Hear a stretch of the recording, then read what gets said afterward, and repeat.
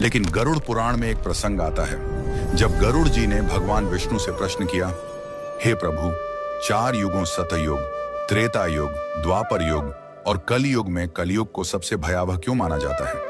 इसके अंत के क्या संकेत होंगे और यह युग किस प्रकार समाप्त होगा? भगवान विष्णु ने उत्तर दिया, हे गरुड़, कलयुग में अधर्म, स्वार्थ और पाप का बोलबाला होगा। इसके अंत समय में कुछ विशेष संकेत प्रकट होंगे जो सृष्टि के विनाश की ओर संकेत करेंगे। आइए उन 5 प्रमुख संकेतों को समझते हैं। पहला संकेत, मानव आयु का ह्रास। कलयुग के अंतिम दौर में मनुष्य की आयु अत्यंत कम हो जाएगी। औसतन जीवन केवल 20 वर्षों तक सीमित रह जाएगा। लोग 12 वर्ष की आयु में ही वृद्धावस्था के लक्षण दिखाने लगेंगे। बाल सफेद हो जाएंगे, चेहरे झुर्रियों से भर जाएंगे और शरीर रोगों से ग्रस्त हो जाएगा।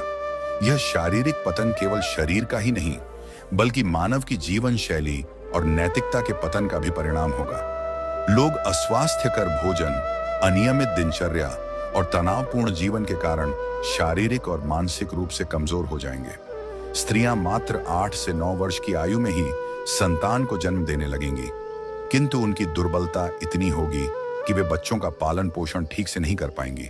बच्चे कुपोषण और कमजोरी से ग्रस्त होंगे, जिससे आने वाली पीढ़ियां लगातार अशक्त और रोगी बनती जाएंगी।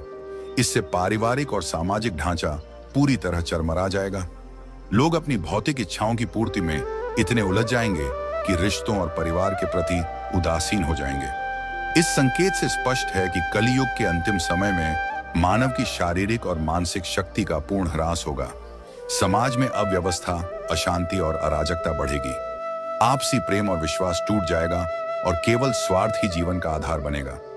यह स्थिति हमें चेतावनी देती है कि यदि संतुलित जीवन शैली और नैतिकता का पालन न किया गया तो आने वाली पीढ़ियां अंधकार में डूब जाएंगी। दूसरा संकेत, पतिव्रता स्त्रियों का लोभ। कलयुग के अंत में नैतिकता और धर्म का इतना अधिक पतन होगा कि पतिव्रता स्त्रियां लगभग लुप्त हो जाएंगी। एक स्त्री कई पुरुषों के साथ संबंध स्थापित करेगी, जो समाज में नैतिक पतन और पारिवारिक विघटन का सबसे बड़ा संकेत होगा। उस समय विवाह और रिश्तों की पवित्रता समाप्त हो जाएगी। लोग धार्मिक कार्यों जैसे पूजा पाठ, श्राद्ध, अंतिम संस्कार और विवाह जैसे संस्कारों से पूरी तरह विमुख हो जाएंगे। जल की कमी के कारण लोग स्नान करना बंद कर देंगे, जिससे न केवल शारीरिक स्वच्छता बल्कि आध्यात्मिक पवित्रता भी नष्ट हो जाएगी। भोजन की आदतों में भारी परिवर्तन होगा। मांसाहार का बोलबाला होगा और सात्विक आहार जैसे फल, सब्जियां और अनाज दुर्लभ हो जाएंगे।